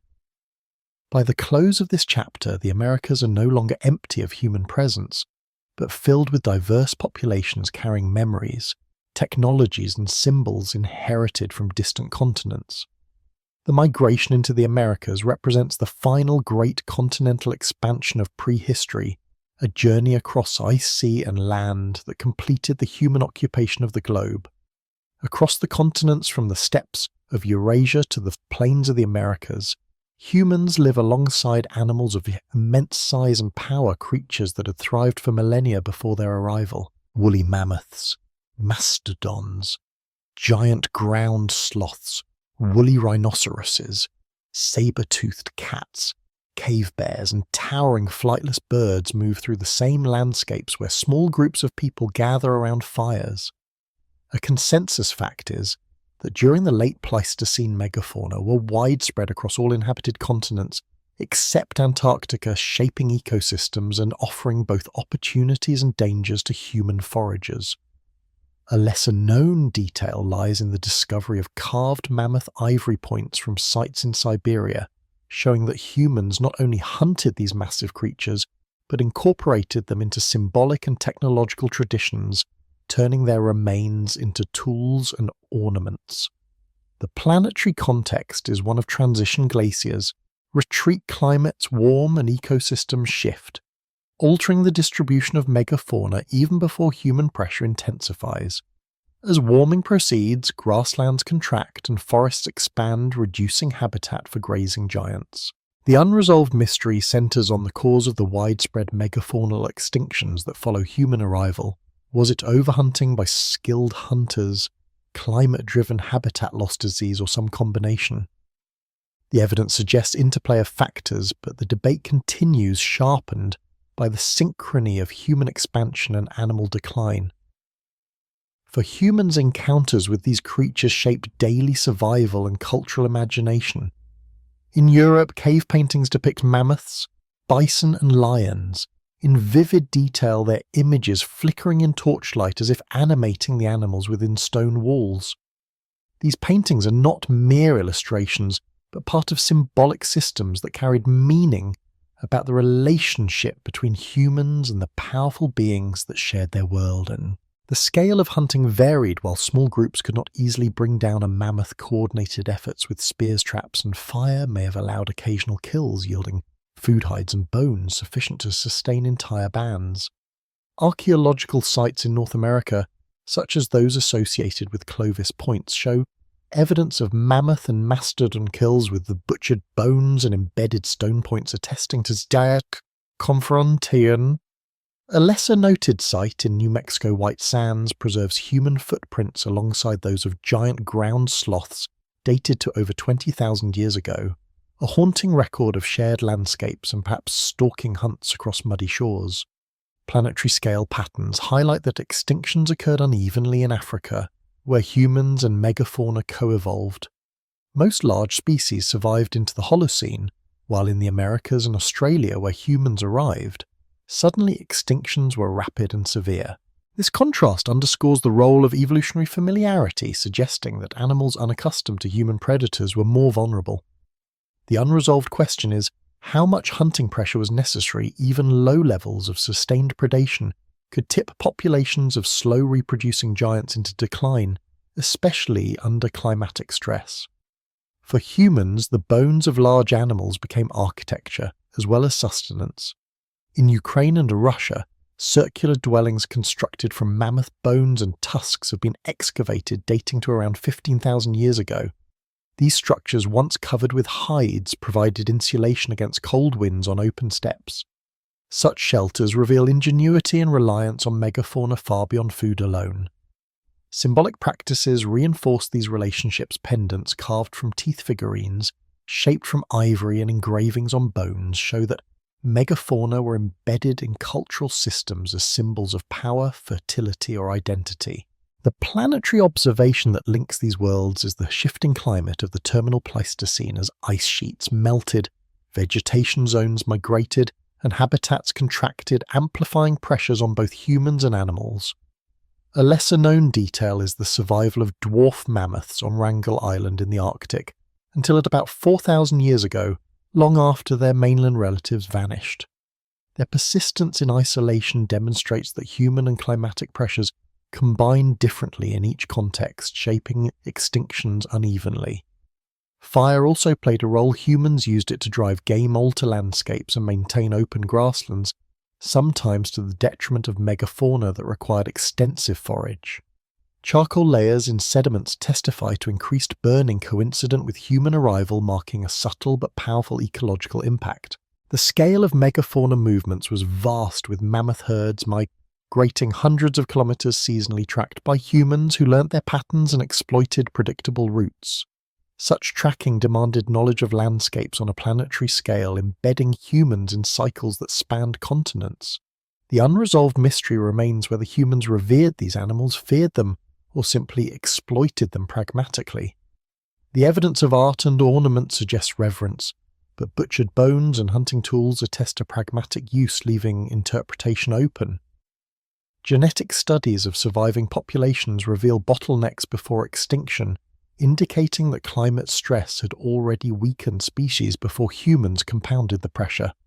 Yet the timing of extinction, so closely aligned with human expansion, argues strongly for our role in reshaping ecosystems irrevocably. In Australia, Diprotodon and giant kangaroos vanish within a few millennia of human arrival, while in the Americas, mammoths and mastodons disappear soon after Clovis hunters spread. These patterns suggest a recurring dynamic of rapid faunal turnover when humans enter new lands. A planetary scale observation is that these extinctions reduced global biomass of large animals, drastically altering nutrient cycles, vegetation patterns, and even atmospheric composition, showing that human presence affected Earth systems long before agriculture or industry. Symbolic echoes of megafauna endured even after their disappearance. Oral traditions among indigenous peoples of North America speak of giant animals and great hunts. Memories perhaps rooted in encounters passed down across generations. In Europe, painted mammoths and bison lingered in caves long after the animals themselves declined, preserving their presence in collective memory. The unresolved question of disease also enters the debate. Did humans or their domestic companions introduce pathogens to naive animal populations? The evidence is thin, but possible, adding another layer of complexity. By the close of this chapter, humans had reshaped the faunal world, coexisting with giants, hunting them, venerating them, and in many cases driving them to extinction. The scale of this transformation was continental, altering ecosystems from tundra to savanna, leaving landscapes forever changed. The story of life with the giants is one of opportunity and loss, resilience and fragility, reminding us that humanity's ascent has always been intertwined with the lives of other species. As climates warmed and glaciers retreated, humans across multiple regions began to shift their relationship with plants and animals, moving from exclusive reliance on wild resources to the first tentative steps of domestication. This was not a sudden revolution, but a long, gradual process repeated in different places with different species, guided by experimentation, observation and necessity. A consensus fact is that plant domestication began independently in several regions. Wheat and barley, in the fertile crescent rice in East Asia, millet, in northern China, sorghum in Africa, maize, in the Americas and tubers in New Guinea, each story reflecting local ecologies and human ingenuity.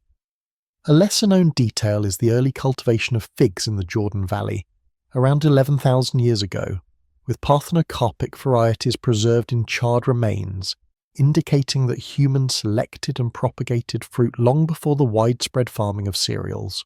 The planetary context frames these developments within the Holocene, a geological epoch beginning around 11,500 years ago, when stable climates replaced the volatility of the Ice Age, creating conditions favourable for long-term experimentation with plants and animals.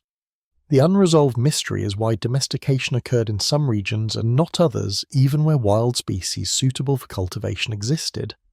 Scholars debate whether population pressure, climate stability, or cultural preference tipped the balance, and the answer likely varies across contexts. In Southwest Asia, evidence from sites such as Jericho and Abu Huraira shows communities tending stands of wild cereals, harvesting with sickles of flint blades set in wooden handles and grinding grain on stone querns. These practices blurred the line between foraging and farming, creating landscapes subtly reshaped by human hands. In East Asia, rice paddies gradually developed from wetlands where wild rice had been gathered for millennia. Charred grains from sites along the Yangtze River trace the steps from gathering to cultivation. In the Americas, the transformation of teosinte into maize stands as one of the most remarkable genetic achievements of prehistory, accomplished through selective planting over generations, turning small, hard kernels into productive cobs. The scale of these efforts spanned centuries, perhaps millennia, as people saved seeds from plants with desirable traits, unintentionally reshaping genomes. Animals too entered into new relationships. Dogs domesticated from wolves, at least 15,000 years ago, became companions, hunters and guards. Sheep, goats, cattle and pigs followed in Southwest Asia, while llamas and alpacas in South America and chickens in Southeast Asia entered the human orbit in other regions. A lesser-known archaeological detail is the presence of early corrals and dung deposits at sites like Tayunu in Turkey, suggesting deliberate management of animals well before full domestication. Planetary-scale consequences of these shifts were immense by altering plants and animals. Humans began to alter ecosystems, creating niches where domesticated species thrived, while wild ones declined, initiating a long trajectory of anthropogenic change. The unresolved question remains whether domestication was driven by necessity, declining wild resources under growing populations, or by opportunity abundance that allowed experimentation without immediate risk. Both dynamics likely played roles at different times. Symbolic life intertwined with these transformations, figurines of animals and plants appear in early farming villages, suggesting reverence for species upon which survival increasingly depended. In the Levant, plastered skulls buried beneath floors indicate rituals tied to ancestry and place, reflecting growing attachment to settlements linked with cultivation. The scale of settlement increased as people invested in tending crops and animals. Villages emerged with permanent structures, storage pits and communal spaces, marking a departure from mobile lifeways. Yet mobility did not vanish. Early farmers often combined cultivation with foraging, maintaining flexible strategies to buffer against failure. Fire continued to be a tool now used not only for cooking and clearing, but also for managing fields burning stubble and maintaining open ground for grazing. A lesser-noted detail from the Cook Swamp site in New Guinea shows early ditch systems for managing water in taro cultivation around 9,000 years ago, demonstrating that complex environmental engineering arose far from the so-called primary centres of domestication. The planetary observation is that as forests regrew after the Ice Age, humans began cutting, burning and planting, slowing or reversing some of these natural processes. The first deforestation marks appear in pollen records indicating that humans were shaping landscapes deliberately. Genetic studies of modern crops reveal signatures of repeated selection narrowing genetic diversity but stabilizing yields. This process, though invisible in daily life, set humanity on a trajectory of dependence upon domesticated species. The unresolved question of pace remains: did domestication unfold quickly within a few centuries of experimentation, or was it spread over millennia of incremental change? Evidence varies by species, leaving open the possibility of both rapid and slow pathways. The scale of these transformations is continental. By 8,000 years ago, domesticated plants and animals sustained large villages across multiple regions, anchoring communities in place and enabling population growth. Yet this was not universal. Many groups remained dedicated foragers, thriving alongside early farmers, sometimes trading with them, sometimes resisting their ways. Archaeology reveals long periods of overlap, showing that domestication was one choice among many, not an inevitable progression. A lesser-noted fact is that in Africa, domestication of sorghum and pearl millet occurred in parallel with cattle herding, producing unique pastoral systems suited to savannas distinct from farming patterns in Asia or Europe.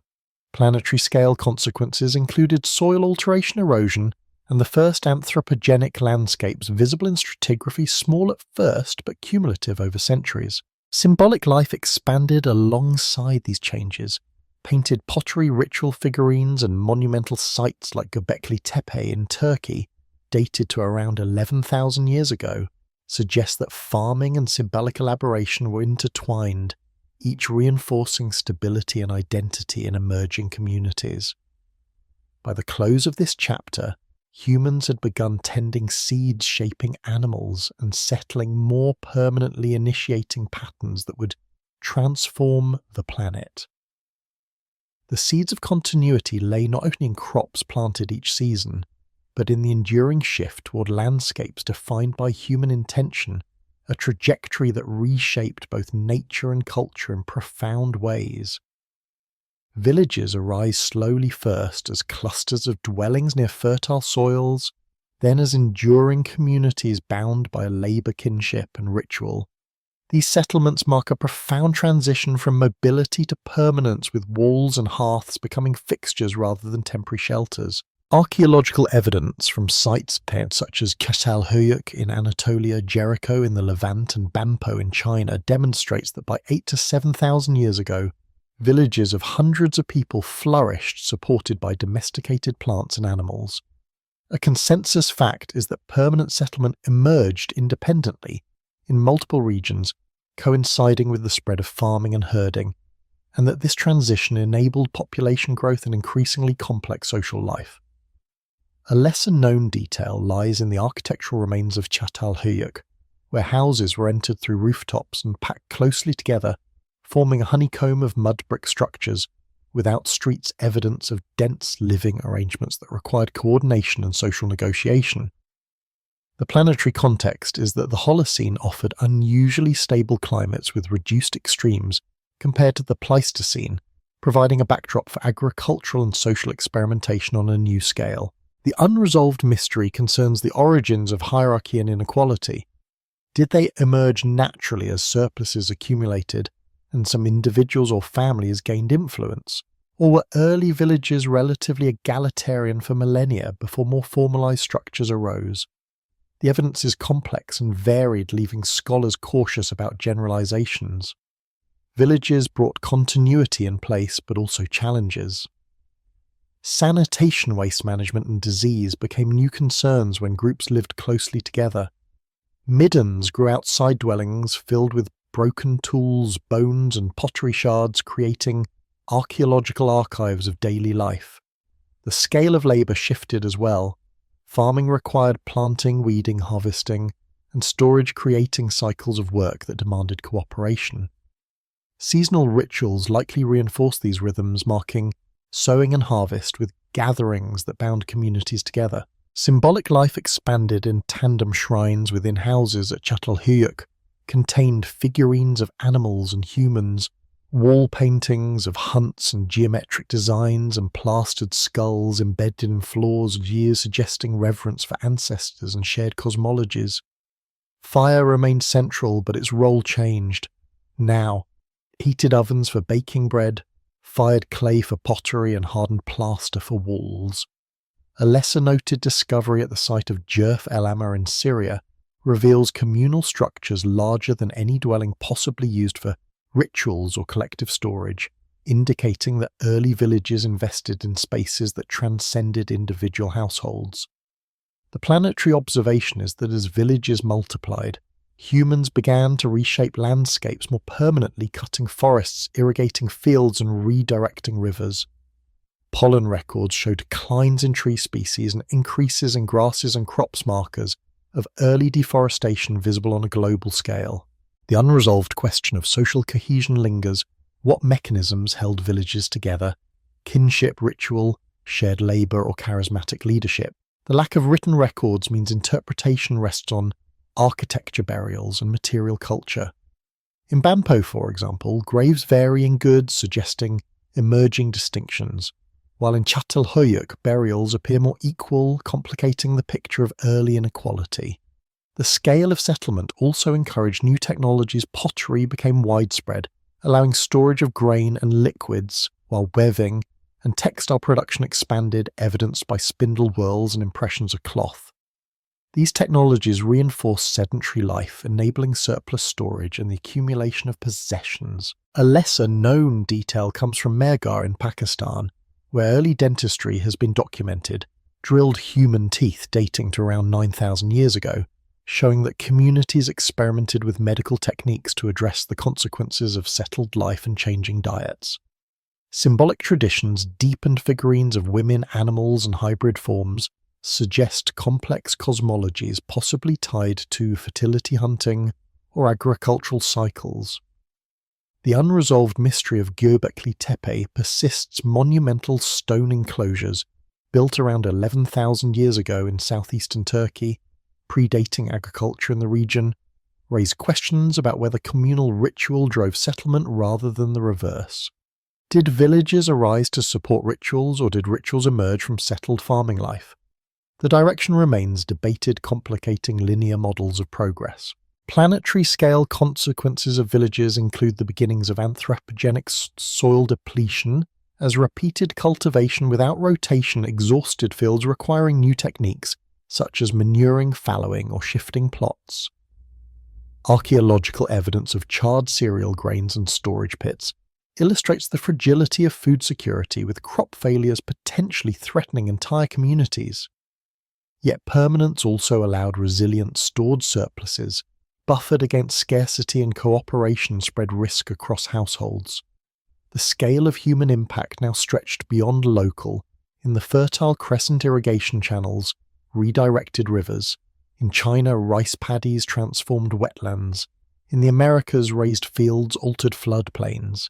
These interventions reshaped ecosystems, marking the Anthropocene's earliest chapters. A lesser-noted fact is that early villages often retained mobility within permanence. Herders ranged with animals seasonally, even as farmers tended fields, creating hybrid systems of life that resisted rigid categories. This flexibility may explain why farming spread unevenly, with some regions adopting domestication slowly while maintaining foraging traditions.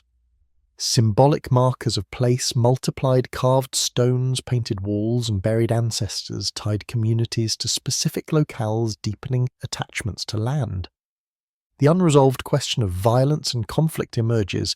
Did villages compete over resources leading to early warfare, or did cooperation predominate? Evidence varies, with some sites showing fortifications and mass burials, while others show little sign of organised conflict. Planetary observation reminds us that these villages arose within a broader warming trend, with glaciers retreating and sea levels rising, submerging coastal plain that had supported foragers for millennia. As the sea advanced, people inland expanded agriculture, anchoring settlements further. By the close of this chapter, villages have become centres of continuity, weaving together kinship ritual and labour into enduring forms. They were neither utopias nor rigid hierarchies, but experiments in living together, permanently experiments repeated across continents, leaving behind architecture, figurines, tools and burials that tell of lives bound more deeply to place than ever before. These villages before history foreshadow the towns and cities to come, yet they remain grounded in rhythms of planting, harvest, ritual, and remembrance, fragile but transformative beginnings of a settled human world. From scattered origins across Africa, Eurasia, Sahel and the Americas, humanity now spans every climate zone on Earth, from Arctic tundra to tropical rainforest, from deserts to fertile river valleys, from islands in distant seas to mountain plateaus. The journey of dispersal, adaptation and settlement has carried small bands into a planetary presence, their paths shaped by climate, geography and chance, yet unified by persistence and memory. A consensus fact is that by the beginning of the Holocene around 10,000 years ago, humans had reached all major land masses, except the most remote Pacific islands, which would be settled much later. This global distribution marks the completion of the great prehistoric migrations. A lesser-known detail lies in the traces of human presence on islands such as Okinawa and the Ryukyus by at least 30,000 years ago, showing that maritime exploration extended even earlier than once believed, foreshadowing later Pacific voyaging. The planetary context is one of warming and stabilization after the Ice Age glaciers retreat, seas rise by more than 100 meters, coastlines redraw, and ecosystems shift, creating both challenges and opportunities for human communities. The unresolved mystery concerns the pace of cultural transformation. Why did some groups embrace domestication and settlement while others continued foraging with success? The diversity of choices suggests that prehistory never followed a single path, but unfolded in mosaics of adaptation. Across the continents, humans forged new relationships with landscapes. In Mesopotamia, irrigation began to turn floodplains into fields, setting the stage for early cities. In Africa, cattle herding expanded across savannas, while foragers continued to thrive along coasts and rivers. In the Americas, maize, squash and beans gradually formed the basis of stable diets, but vast regions remained devoted to hunting, gathering and fishing. In Sahel, fire continued to shape ecosystems, maintaining mosaics of grassland and forest that sustained both people and wildlife.